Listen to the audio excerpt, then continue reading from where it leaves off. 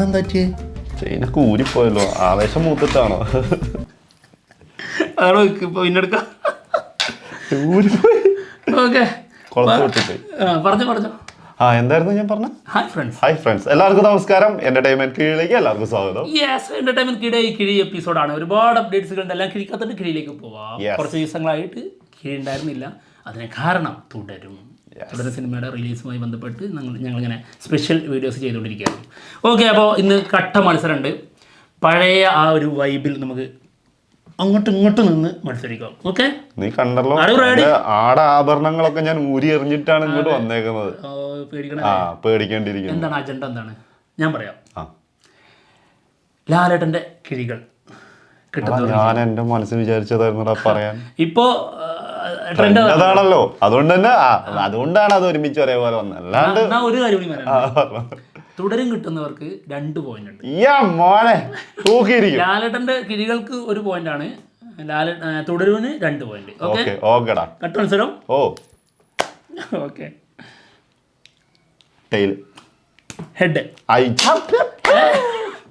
First okay, തുടങ്ങാം നമുക്ക്. കാന്ത. ദുൽഖർ സൽമാൻ നായകനാവുന്ന സിനിമയാണ്. സിനിമയിൽ ഒരു പ്രധാന വേഷം ചെയ്യുന്നുണ്ട് സമുദ്രകനി. ആളുടെ ക്യാരക്ടർ ലുക്ക് വന്നിട്ടുണ്ട്. പ്രധാന വേഷമാണ്, അതായത് ഈക്വൽ ഇമ്പോർട്ടൻസ് ഉള്ള വേഷമാണ്. സെൽവമണി സെൽവരാജ് ഡയറക്ട് ചെയ്യുന്ന സിനിമ. അതെ. ഓക്കെ, അടുത്ത കിഴി ഇഡ്ലിക്കട. സിനിമ കംപ്ലീറ്റ് ആയിട്ടുണ്ട് കേട്ടോ. ഷൂട്ട് കഴിഞ്ഞു, റാപ്ഡ് ആയിട്ടുണ്ട്.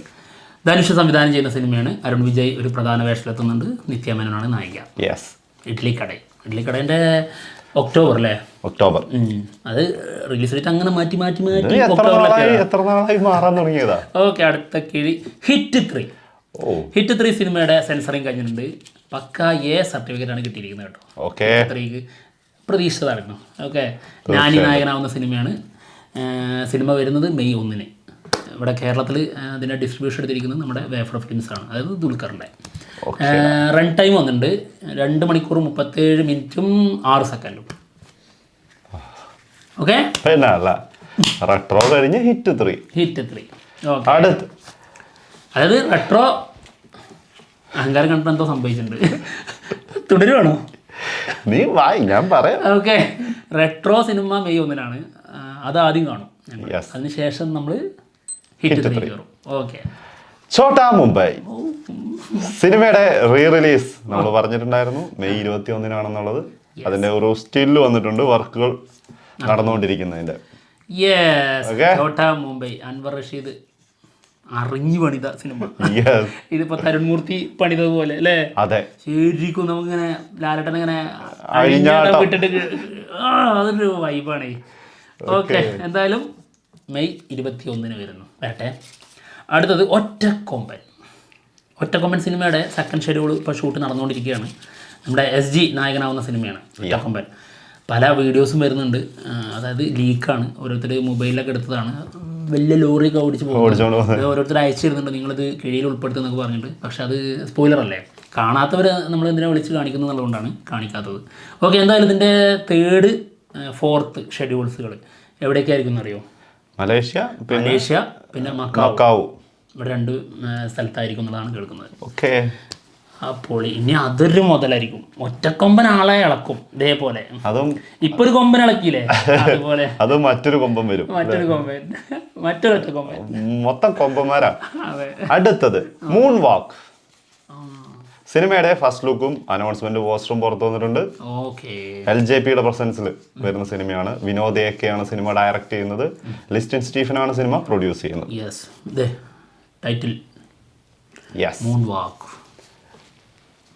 മൈക്കിൾ ജാക്സൺ തന്നെ ഉണ്ടോ ചെറുതായിട്ടൊരു വെട്ടിലങ്ങോട്ട് കളഞ്ഞു. അതെ, ആരൊക്കെയായിരിക്കും അഭിനയിക്കുന്നത്? യങ്സ്റ്റേഴ്സ് ആയിരിക്കുമോ? ആയിരിക്കാനാണ് ചാൻസ്. അതിന്റെ അടിയിൽ വന്നിരിക്കുന്ന എഴുത്ത് അങ്ങനെയാ. എന്തായാലും ഇതിന്റെ അനൗൺസ്മെന്റ് ഒരു വീഡിയോ ഉണ്ടായിരുന്നു, മാജിക് ഫ്രെയിംസ് പുറത്തുവിട്ടത്. അതായത് ലിസ്റ്റിൻ സ്റ്റീഫനും പിന്നെ LJP ഒരുമിച്ചുള്ള ഒരു വീഡിയോ. രസമുണ്ടായിരുന്നു കേട്ടോ. ഓക്കെ, അടുത്ത കേജി ജയിലർ 2. 1 ഓക്കെ, ജയിലർ 2 സിനിമയുടെ ബിഗ് അപ്ഡേറ്റ് ഉണ്ട്. കൺഫേം ആയിട്ടില്ലല്ലോ.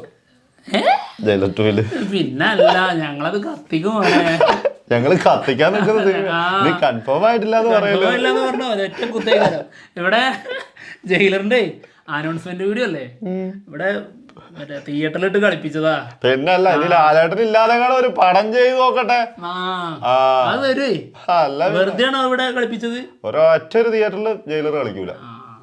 അത് എന്തിനാ നമ്മള് കാണാനും പോവില്ല. അതാണ് ലാലേട്ടനെ ഒഴിവാക്കിയാൽ കാണാൻ പോവില്ല.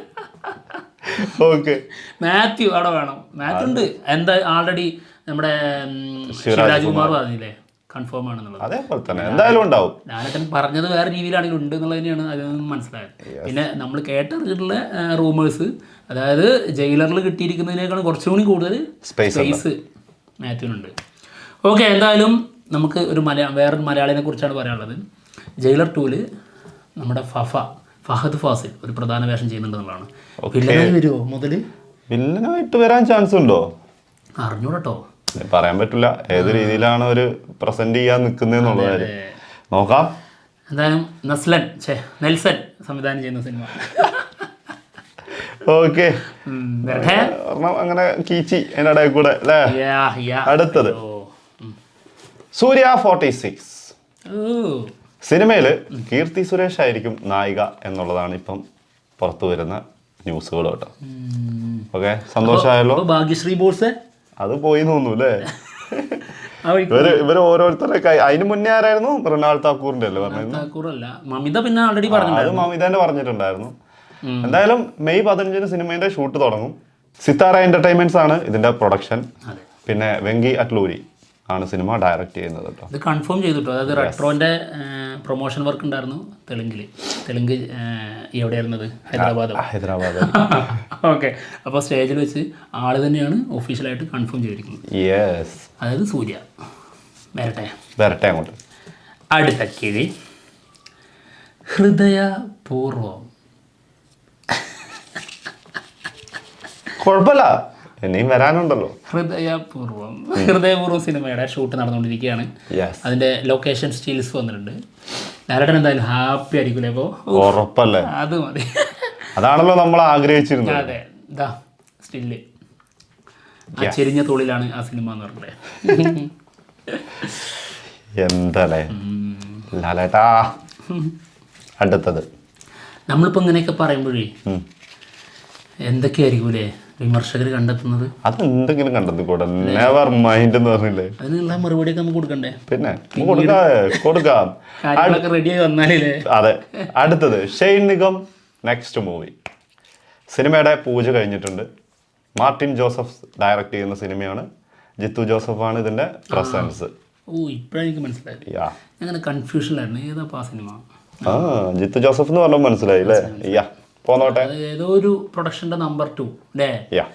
ഓക്കെ അപ്പൊ എന്തായാലും അതിന്റെ ഷൂട്ട് തുടങ്ങിയിട്ടുണ്ട്. ഓക്കെ അടുത്ത കിഴി. ഇപ്പൊ എത്ര സ്കോർ? എത്ര?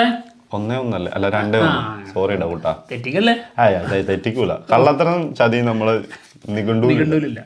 ഓക്കെ അടുത്ത കിഴി ജിത്തു മാധവൻ ലാലേട്ടൻ മൂവി അല്ല. ഞാനല്ലേ എഴുതിയിട്ടായിരുന്നു.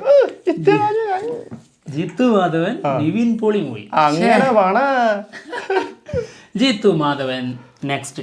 അതായത് ലാലേട്ടനെ വെച്ച് ചെയ്യാൻ ഇരുന്ന ഒരു സിനിമ ഉണ്ടായിരുന്നു. അതൊന്ന് നീങ്ങിപ്പോവും കാരണം കുറേ കാര്യങ്ങളുണ്ട്.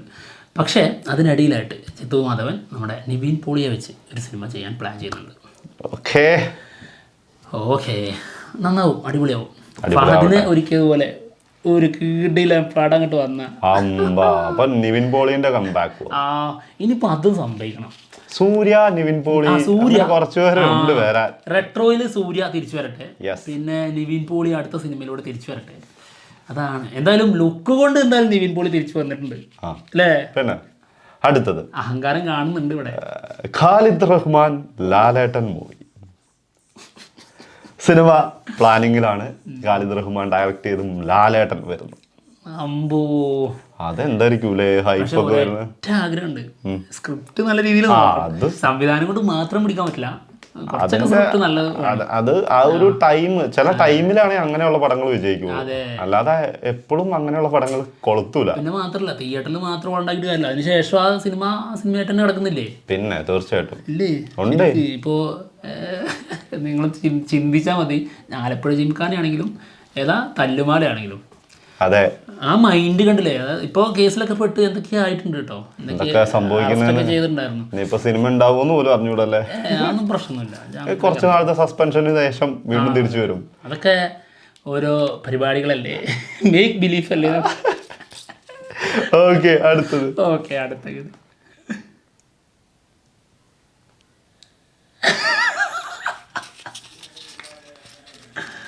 തുടരും മൂഞ്ചേതായി അറിയിക്കുന്നു. 2 പോയിന്റ് നേരിട്ട് അടിച്ചിട്ട് സമനില അടിച്ചു വന്നതായിരുന്നു, അവിടെ നിന്നാണ് തൂക്കി അടിച്ചു കൊണ്ടുപോയത്. തുടരും സിനിമയുടെ big update. First day collection ഇപ്പൊ 4-2 4-2. First day 15.75 CR worldwide കിട്ടിയിരിക്കുന്നു. ഓക്കെ, എങ്ങനെയായിരുന്നു അറിയാലോ. ആദ്യത്തെ ഷോ കഴിഞ്ഞതിന് ശേഷമാണ് ഇതിന് നല്ല റിപ്പോർട്ട് വന്നത്, അതിനുശേഷമാണ് ആൾക്കാർ കയറി തുടങ്ങിയത്. എന്നിട്ടാണ് വേൾഡ് വൈഡ് 15.75 അടിച്ചിരിക്കുന്നത്.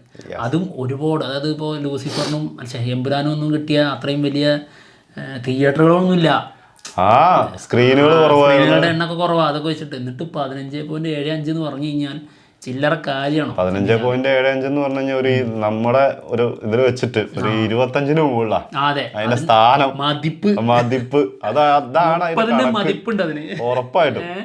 മരക്കാർ അറബിക്കടലിന്റെ സിംഹമാണ് 2ാം സ്ഥാനത്ത് ഉണ്ടായിരുന്നത്, അതായത് ഫസ്റ്റ് ഡേ കളക്ഷനിൽ. മറ്റേത് തൊട മുടിയാത് ഏത് എമ്പുരാൻ 60 സംതിങ് അല്ലേ, അതിലേക്ക് എത്തണമെങ്കിൽ കുറച്ച് ബുദ്ധിമുട്ട്. അതിലേക്ക് അസ്രയേൽ വന്നാലും നടക്കൂല, അതൊരു സത്യമായിട്ട്. പക്ഷെ 2ാം സ്ഥാനത്തുള്ളത്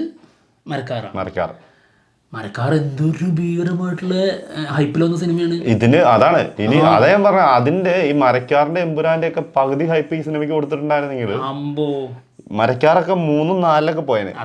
ഹജ്ജാതി പോക്ക് പോയത് 30 പിന്നെ ഉറപ്പായിട്ടും. എന്തായാലും സെക്കൻഡ് ഡേ കളക്ഷൻ അല്ല, സെക്കൻഡ് ഡേയില് ബുക്ക് മൈ ഷോയില് ബുക്കിംഗ് 4,35,000, അതായത് 435K ടിക്കറ്റുകളാണ് ബുക്ക് ചെയ്തിരിക്കുന്നത്. 24 മണിക്കൂറിൽ നാടളകി. ഇതാണ് ഉത്സവം, അതാണ് ഉത്സവം. ഇനിയാണ് ഉത്സവം തുടരുന്നത്. എന്താണെങ്കിലും കൊള്ളാം. ആൾറെഡി ഞാൻ പറഞ്ഞിട്ടുണ്ടെന്ന്, ഈ 2025 ലാലേട്ടൻ്റെയും എൻ്റെയും ആണ്. എൻ്റെയും അടുത്തത് അല്ലു അറ്റ്ലി മൂവി.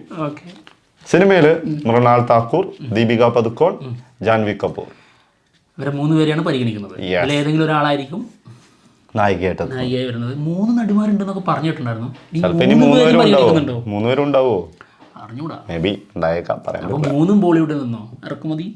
ആ 3 പേരും ശരിയാണല്ലോ അല്ലേ. പിന്നെ മൃണാൾ താക്കൂർ കുറച്ച് ഇവിടെ കൂടുതൽ ചെയ്ത് സക്സസ് ആയിട്ടുണ്ടെന്നുള്ളൂ. ആള് ബോളിവുഡ് തന്നെയാണ് ശരിക്കും. ഓക്കെ എന്താണെങ്കിലും ഈ എപ്പിസോഡ് തീർന്നിരിക്കുകയാണ്. മറ്റുള്ള വിശേഷങ്ങളുമായിട്ട് ഉടനെ തന്നെ വരാം. എന്തായാലും നാളെയാണെങ്കിൽ നമ്മൾ വെക്കുന്ന ചലഞ്ച് വെക്കുന്ന സാധനം വേറെ ആയിരിക്കും. നാളെ കിട്ടുന്നത് മൊത്തം എനിക്കായിരിക്കും. നോക്കിക്കോ. എന്തായാലും പോവാണ്. മറ്റുള്ള വിശേഷമായിട്ട് ഉടനെ വരാം. ബൈ.